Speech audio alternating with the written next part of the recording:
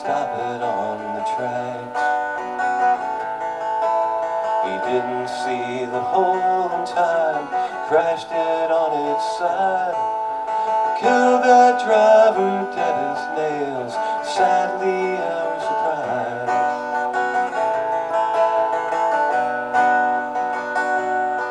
They're bringing all the gold from Cheyenne. We brought 7 men to take it off their hands.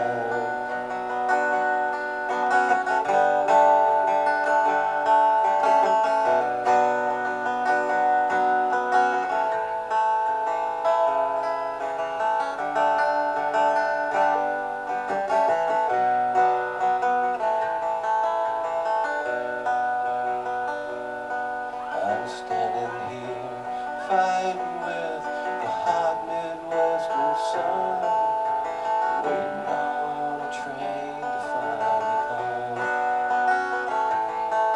My brother Frank is in the shade talking to the boys. I've been standing here since I got shot by that coward Ford.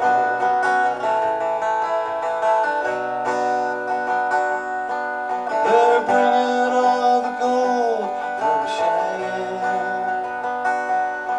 We brought 7 men to take it off their hands. If everything goes well, we don't all end up in hell. There'll be half a ton of gold for every man.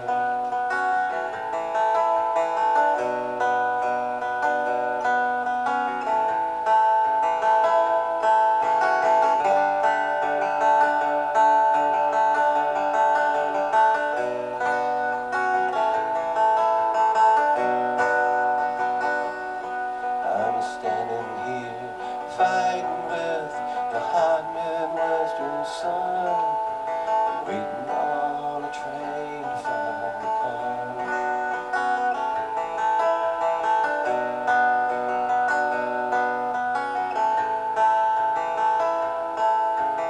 Waiting on a train to finally come.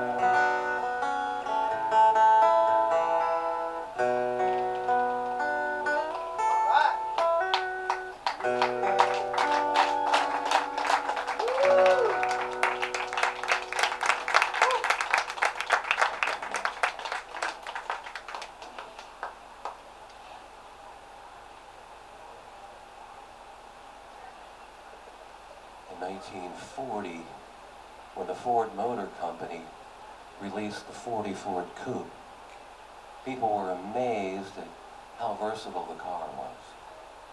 Now, you could load the whole family in there and go on a picnic.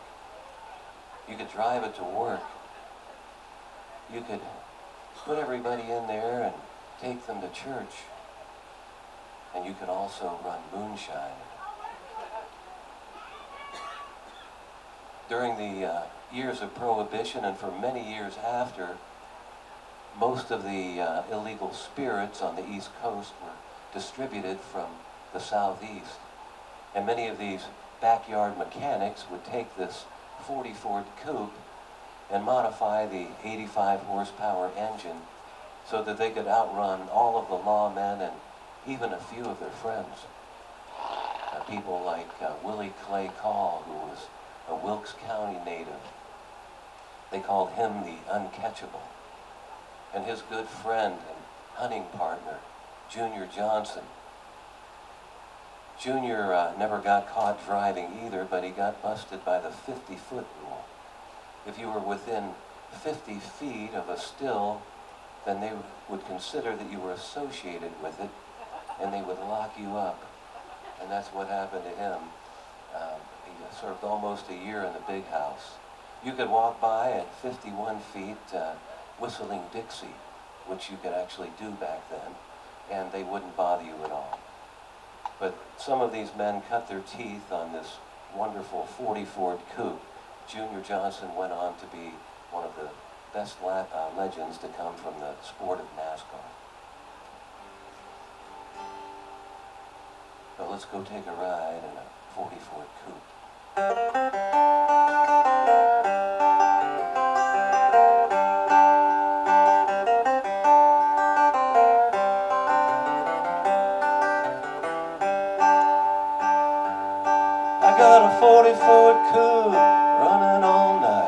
taking the back road, stay out of sight. 99 gallons coming from a creekside still. The law says they'll catch me, but I don't think they ever will. I got a flathead 4 on floor, coming down the mountain, bringing some more. 99 gallons coming from my daddy still. The law says they'll catch me, but I don't think they ever will. I don't think they ever will.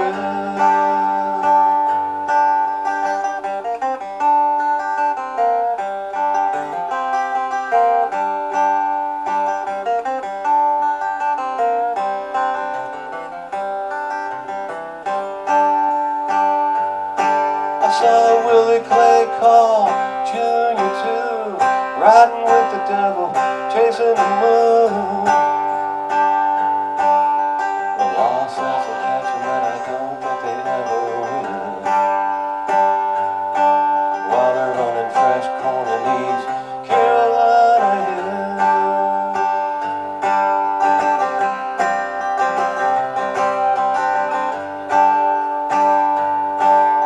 The law says they'll catch him, but I don't think they ever will. I don't think they ever will.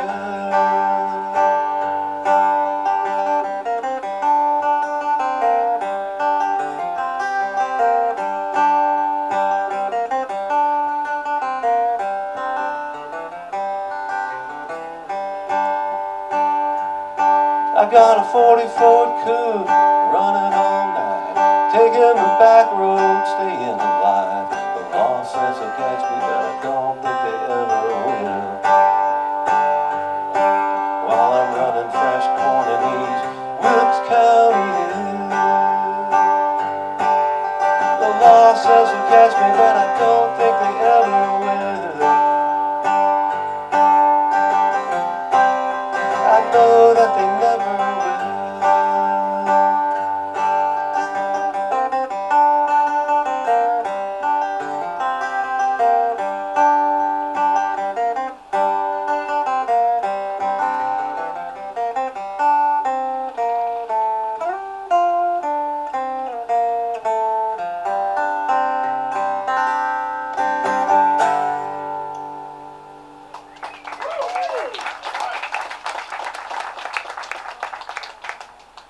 Thank you.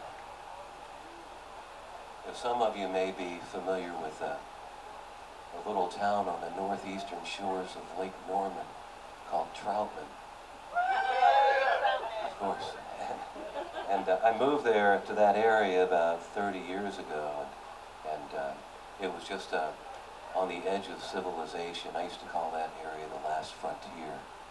And I was farming there for a long time, just outside of town. But one day I ran into a friend of mine there at Julia's Tally House. And that's a legacy restaurant there right on Main Street. Dr. Tally used to own it, and then he sold it to Julia Shoemake, and she passed it on to some of her relatives eventually. But as I sat there with my dear friend Thomas, we couldn't believe all the traffic that was coming down this street. About every 45 seconds to a minute, another car had come down this road. And we didn't know where they were coming from. New York, LA, midnight, somewhere else they were coming to this little town. And Thomas was indigenous to the town and didn't recognize anybody out there on the sidewalk. And I thought to myself, well, there might be a song in here. So I went back home and drove down the street to my friend Hack's house. Hack and I used to trade cattle back and forth.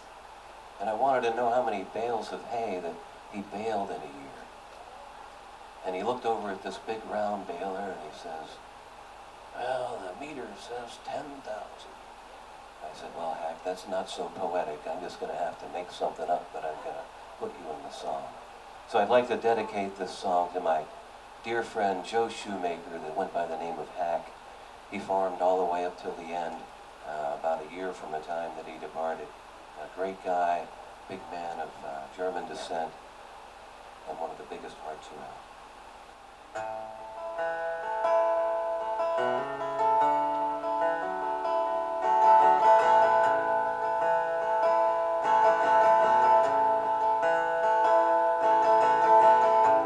Sitting on the front porch of Julia's tally house today,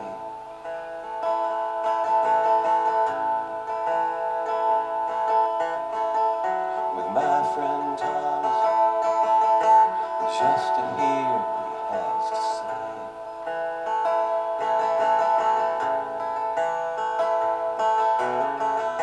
We sat there for hours, watching our little town change.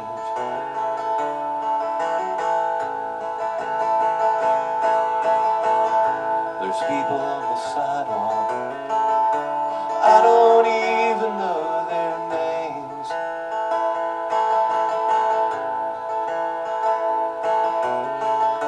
But they're all walking here, going nowhere just the same.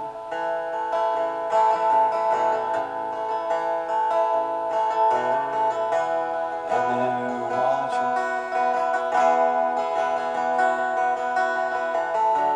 watching our little town change.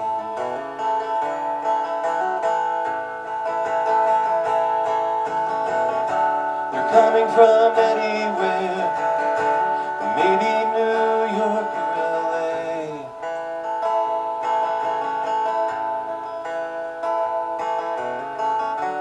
Flying in an aeroplane, or maybe riding on a train.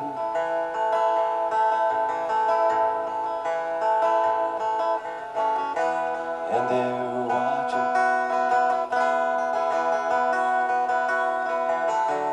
watching our little town change.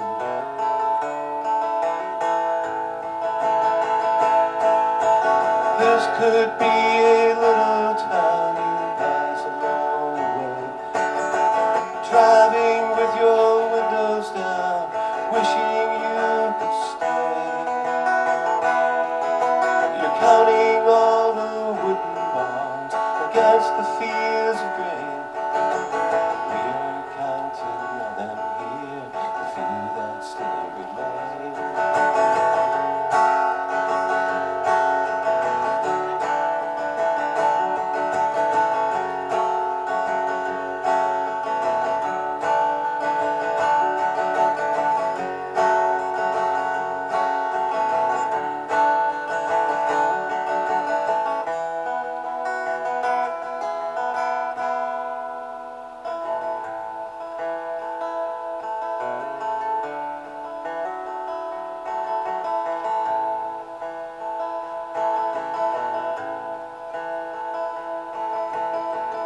There's Hack on his tractor, just like he was yesterday.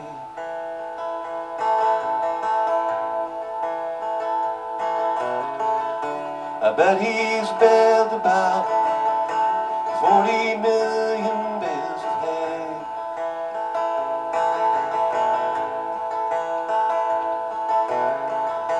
He's just sitting there, he's cool,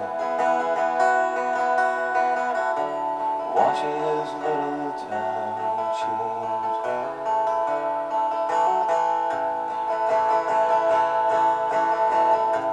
Sitting on the front porch of Julia's tally house today,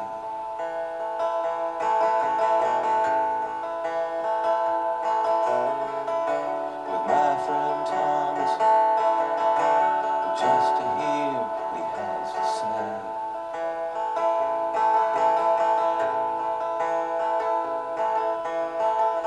We sat there for hours, watching our little town change.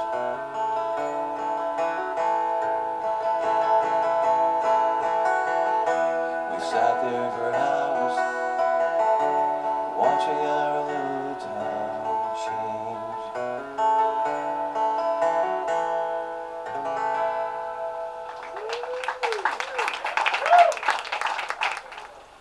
Somewhere around 1930, a young man walked into a juke joint near Robbinsville, Mississippi. And he was a big fan of the blues and blues music. And he really liked the artist Son House and Willie Brown. So he followed them around from place to place periodically, and he was a really good harmonica player. And one day at this juke joint, during the intermission, he decided to go up on stage and pick up Son House's guitar and entertain the audience. Well, it didn't go over that well, so he failed miserably and was so embarrassed he left the joint and actually left town. But he came back a year later with his own guitar strapped on his back, and he walked up to Son House and asked him if he could try it again. He said, "I've learned how to play this guitar. I've been working night and day, and I've written some really good songs, and please give me a chance." So Son House, like any journeyman musician, would give this guy a real shot at it. So he went up there and he started playing these songs that he'd written, like "I Think I'll Dust My Broom," "Sweet Home Chicago," "Crossroad Blues," and he brought the house down. People couldn't believe this was the same young man that was there a year prior. He was doing things with the guitar that no one had done yet. And the legend was born that on the way out of town, he must have stopped at the crossroads and met with the devil there. And after he handed the devil his guitar and the devil tuned it up, he handed it back to this young fellow and said, "The deal is done." And from that day on, Robert Johnson was the king of the blues. He traveled all over the country playing the guitar and singing his songs, and recorded 29 of them in Texas. But sadly, the legend says they found him dead on the side of the road at the age of 27. And the legend also says it was the devil that had come to collect his due.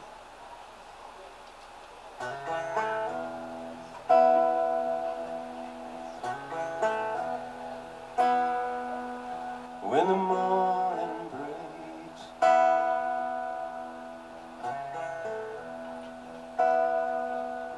and the sun is rising,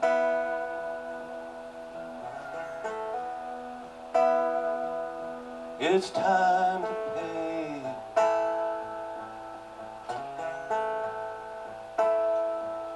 When the morning breaks,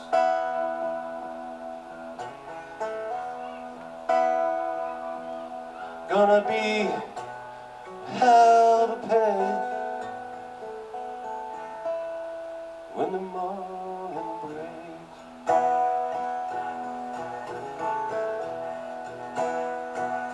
in Mississippi,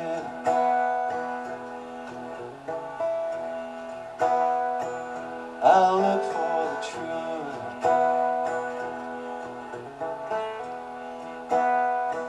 but I met the devil man, nothing left to lose.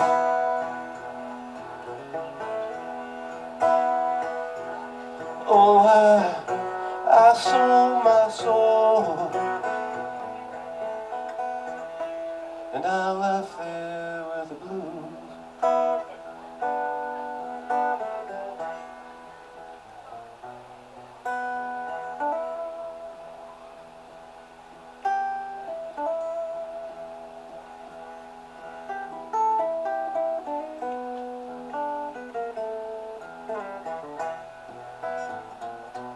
Oh, honey, sell your soul, someday you'll pay. Down at the crossroads, you'll hear him say,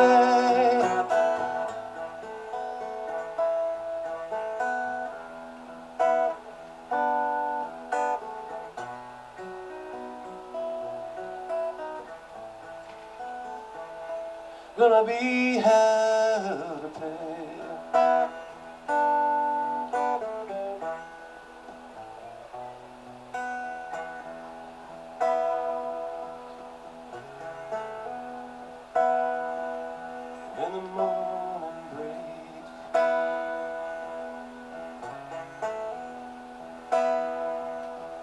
the sun is rising.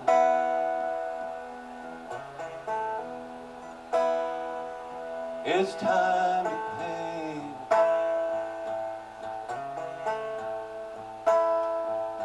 When the morning breaks,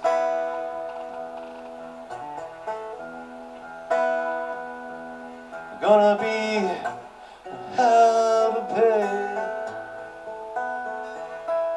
When the morning breaks,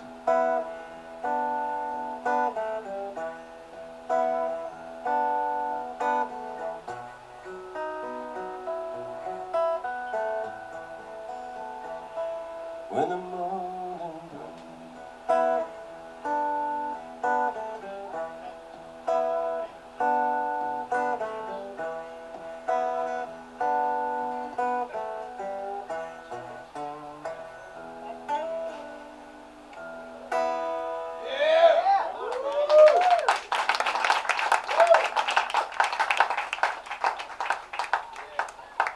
Thank you so much.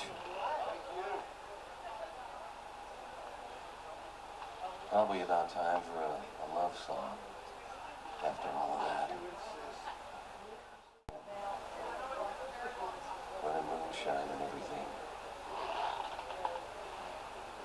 Right around 1700, young Anne McCormack left Kinsale County Cork and headed over to London with her father. And then they headed down to the Charleston area, which was then Charlestown. And that was located in the Carolina province, so long before it became a state. Her father had been an attorney, but he decided he'd try his hand at being a merchant. And that proved to be quite successful for him, so he built a large estate out in the country just outside of Charlestown. Well, his daughter turned out to be a real beauty, and she loved to go down to the water. She just loved the coast. She liked the beach, she liked the ships, she liked the ports, she liked the pirates. And it wasn't long before young Anne met a fellow that was a wannabe pirate named James Bonney. Now she ended up against her father's will, running off with him and getting married and moving out to Nassau, which was a pirate haven.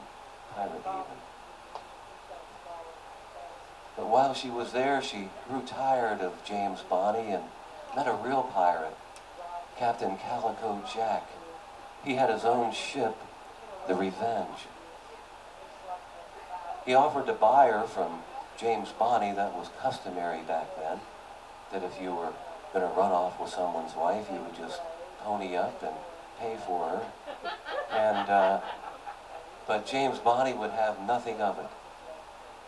So Calico Jack and Anne Bonney jumped on the Revenge and went out to sea and were married.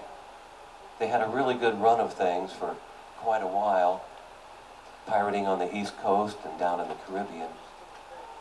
And then one day they were boarded by pirateers.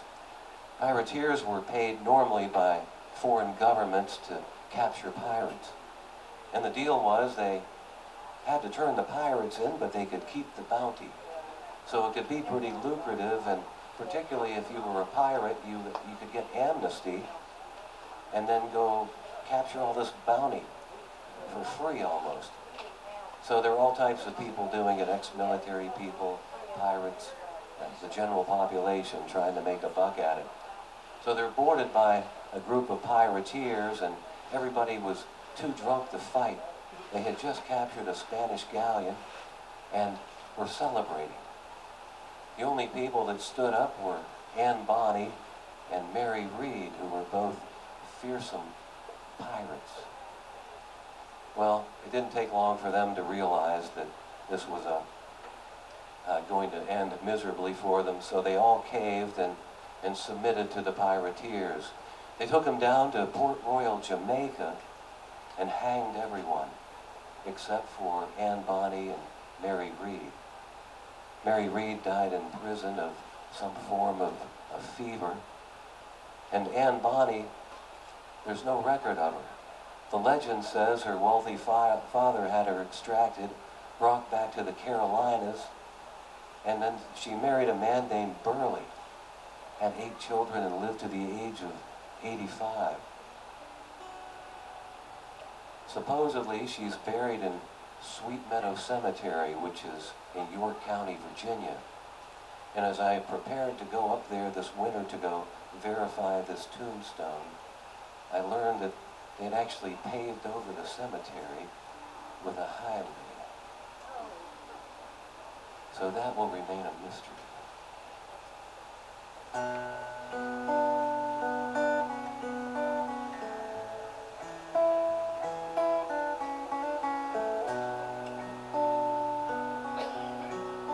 I once met a girl at a port in Carolina who said she was a pirate, not a pirateer.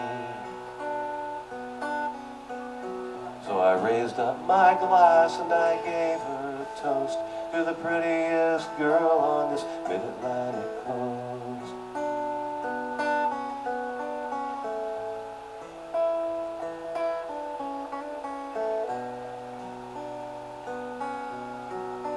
And Bonnie was her name, a pirate of the sea. She could stand with any man, play who she pleased. If you stare her in the eyes off the side, you go way down the road to swim with Davy Jones.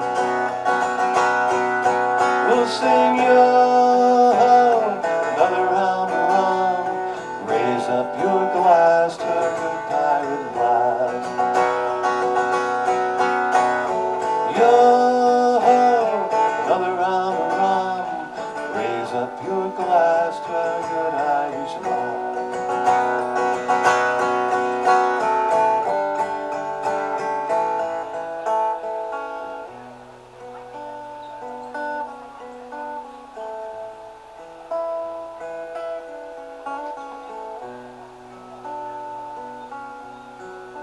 And Bonnie was her name, my good pirate queen. She could take any ship at just 23. If they ever catch us, I know I will swing, but I'd fight 100 men to save my pirate queen. I'd fight 1,000 men to save my Irish queen. We'll sing yo-ho, another round of rum. Raise up your glass to our good pirate lives. Yo-ho, another round of rum. Raise up your glass to our good Irish lives.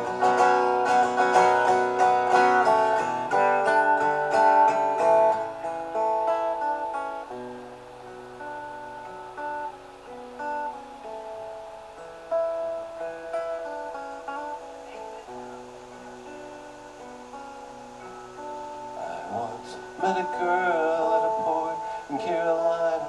She was a pirate, not a pirateer.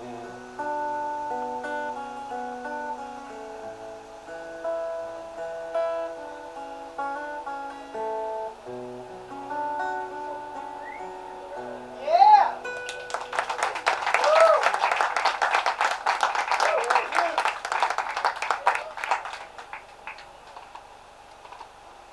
In 1798, the Irish were rebelling against British rule. And the British responded in force by sending thousands and thousands of soldiers and mercenaries across the Irish Sea to put the rebellion out. And they had been fairly successful. They had been to all of the big cities like Dublin and Wexford, and they just had a couple of small towns left, one of which was a town called Castlebar. And it's up in County Mayo, very close to the County Sligo line. Now, they just had a militia of about 300 people. So under the direction of Lord Cornwallis, they sent 6,000 men to surround this little town of Castlebar. They surrounded it with men and cannons. Now there were 2,000 French and Irish soldiers that were hoping to come to the aid of this small town, but they couldn't get in because all the passages were blocked by either soldiers or terrain. So in the early misty morning of August 27th, 1798, from the hills outside of Castlebar, the British launched an artillery attack. But out of the mist rose those 2,000 French and Irish soldiers with their swords drawn. And they caught the British with such great surprise, they retreated as far as Athlone, which is over 70 miles away on the Shannon River. Now the Irish just chased them for about a mile, but they named the battle after the speed at which the British were retreating, and they called it the Races of Castlebar.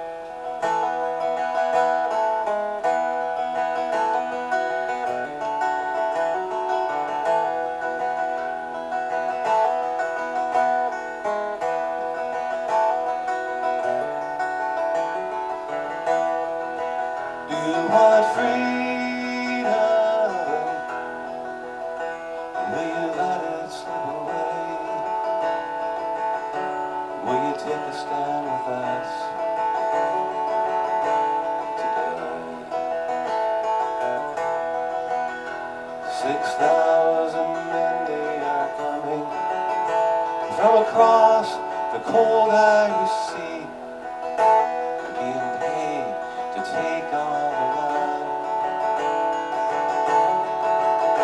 from our kings. Do you want freedom?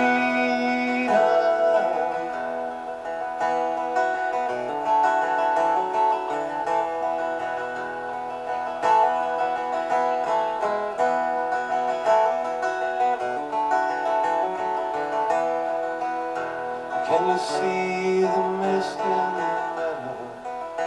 From the rockets they fire our way. On this early morning in August in 1798, we charge from the flank and the forward, swords up to our good Irish sky. With 2,000 friends that joined us, we caught them all by surprise. Do you want freedom?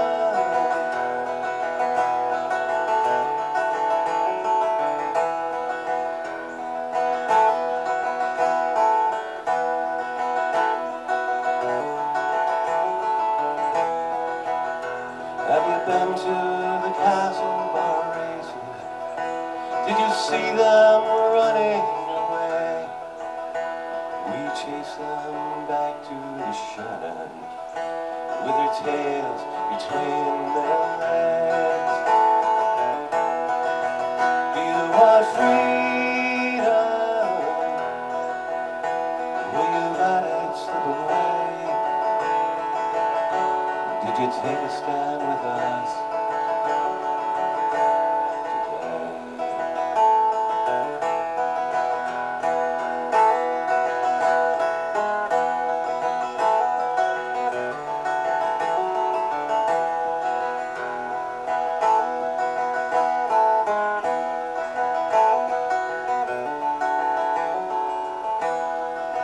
Do you want freedom?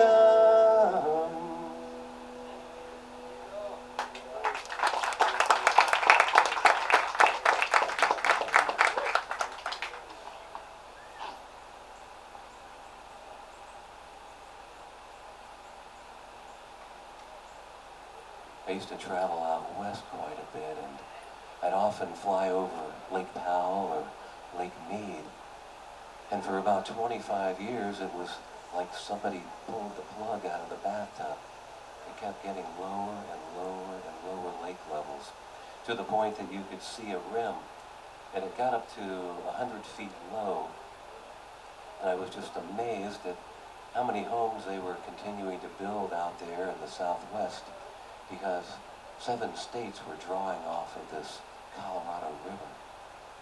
We don't think much of a water problem around here, but all over the world, the Southwest, China's had supply chain issues with water shortages so severe they can't operate the power grid to make all of these things that we're trying to buy from them. Over in Germany on the Rhine River, they've had to redesign barges so that they'll draw less water.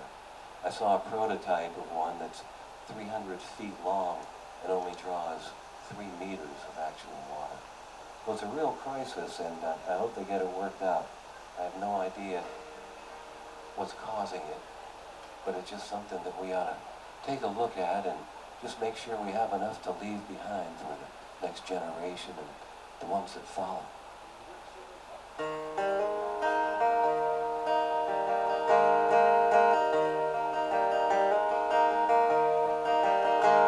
It was cold in the hills in the middle of May. We were all praying for rain. The grass had turned brown all over town, and the cattle were feeling pain. What will we do if the rivers run dry and the raindrops quit falling down from the sky? How will we water our lawn after the water is gone? How will we all get along when the water is gone?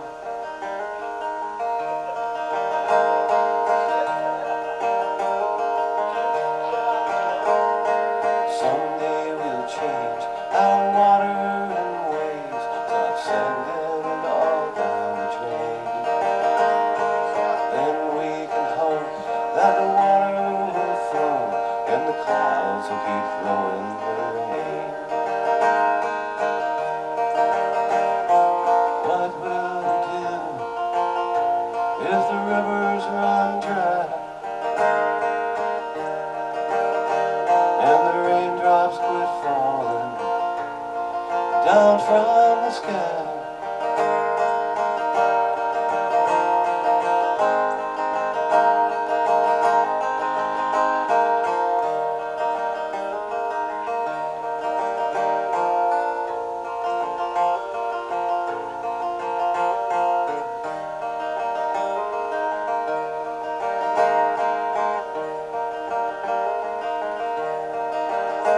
When you climb up the mountain and you see there's no snow, and you head down the river where the river won't flow, and you see all the lakes with the levels so low, you ask yourself, where did it all go?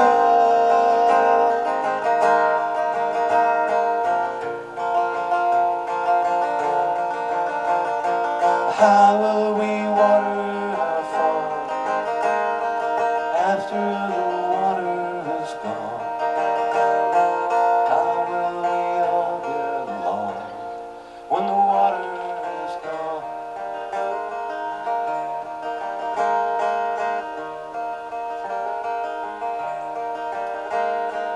How will we all get along when the water is gone?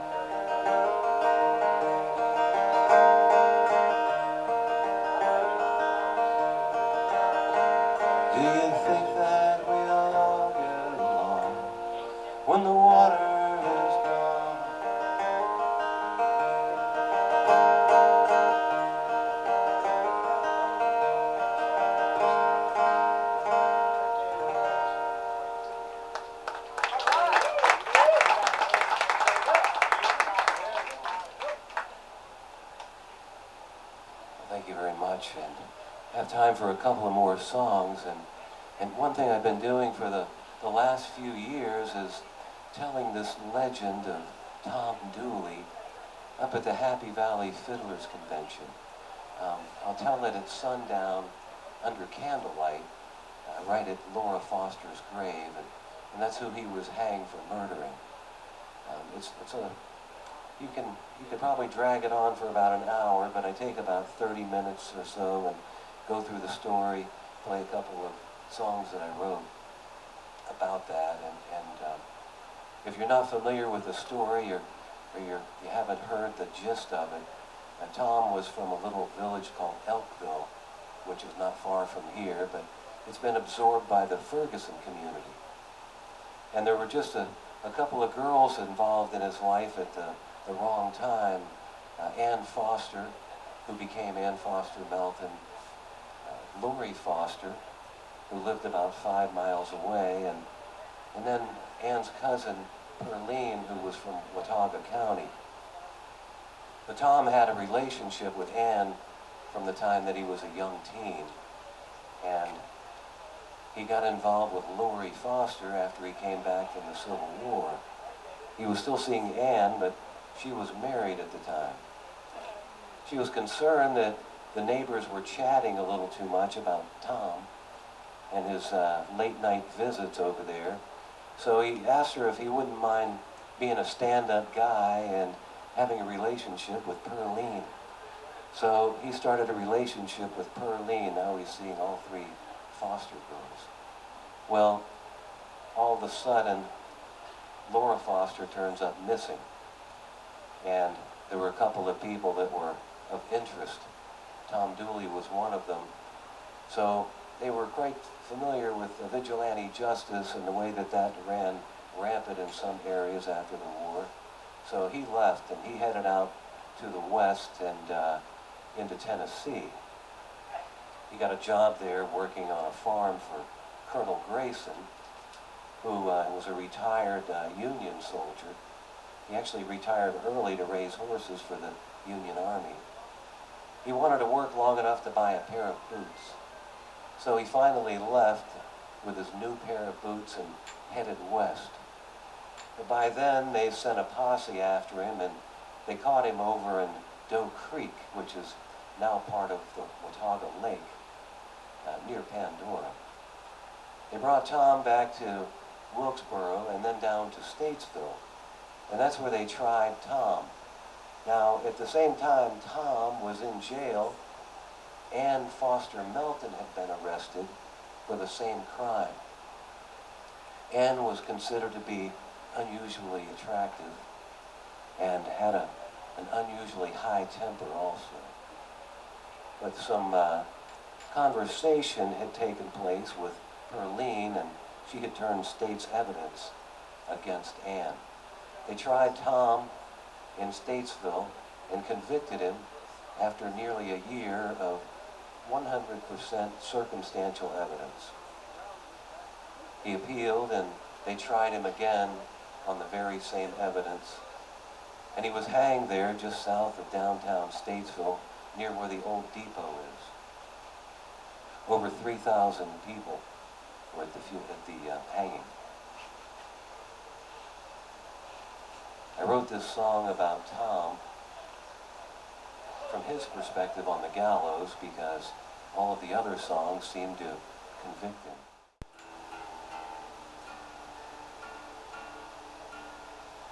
Many years later, Ann Foster Melton had an accident on a cart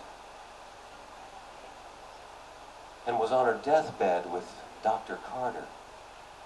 And when the doctor walked out of the room after she passed, people asked if she said anything about Tom Dooley. And he said, "I can't violate my doctor-patient confidence, but I can tell you that we hanged an innocent man."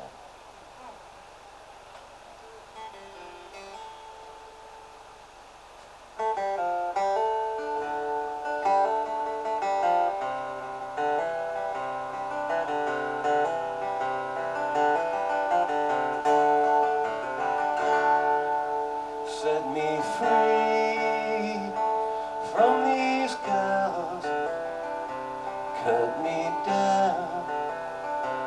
hangman's tree. Don't let me swing here till tomorrow. Don't let me hang for another man's life.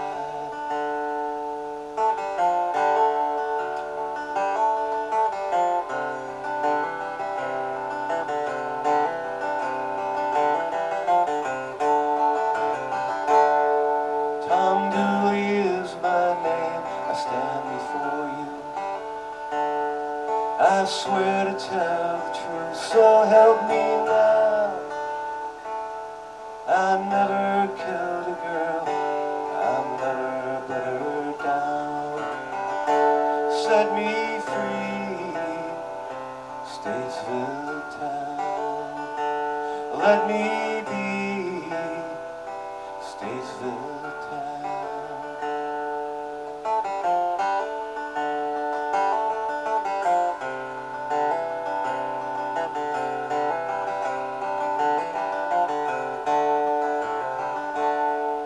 Set me free from these gallows, cut me down from the hangman's tree. Don't let me swing here till tomorrow. Cut me down, bury me.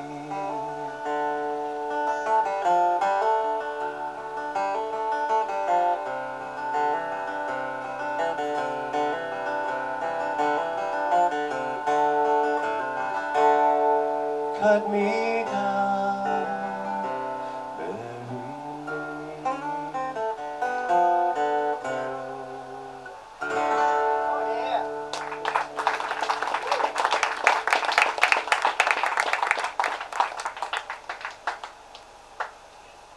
I find myself up in Boston, Massachusetts quite a bit, and have over the years. And when I'm there, I like to go down to the Boston Common. And that's a 50-acre park right in the middle of town. And it's right next to the Boston Public Garden. And I like to go walk there and just have an experience. And you never know who you're going to run into. You might run into a businessman, or you might be sitting on a park bench next to someone that's less fortunate. You might run into a soldier, or maybe someone from the clergy, or possibly a student from one of the many colleges, or maybe a tourist. But while you're there on this Boston Common, everybody seems to drop these social pretenses that we've all developed, and they're just people. They're just there to experience the park and be around people, just like we are today experiencing this great form of communication called music. And I wanted to say thank you again to Bob and Lisa for putting on this wonderful festival with all you wonderful people here. Thank you so much for listening today. So I wanted to capture that feeling, that sense of community there in this common place. This is Common Ground.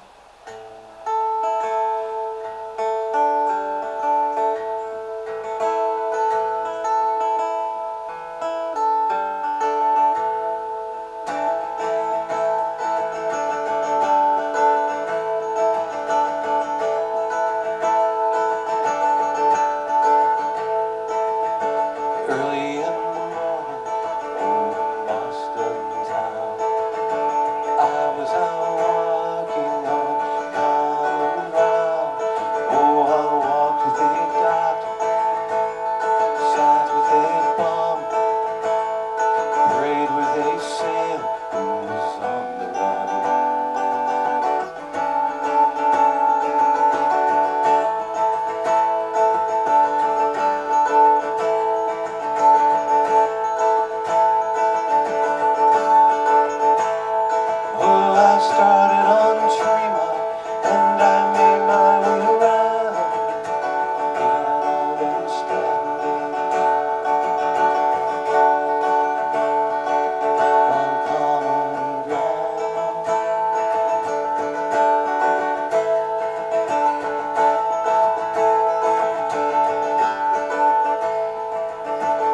early in the morning in Boston town.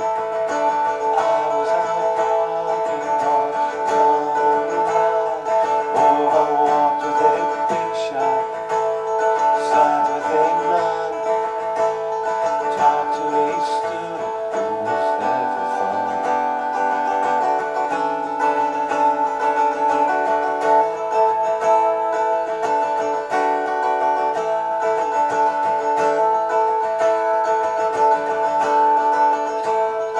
Oh, I started on Tremont and I made my way around. We had all been standing on common ground.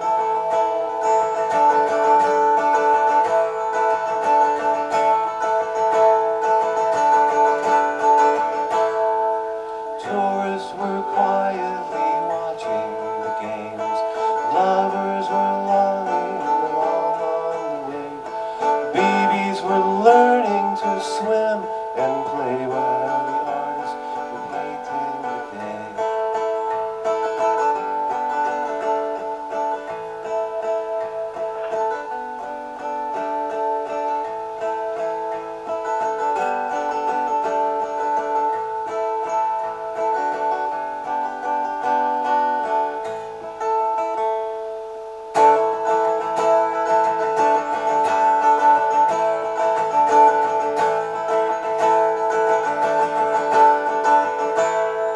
Oh, I started on Tremont and I made my way around. We had all been standing on common ground.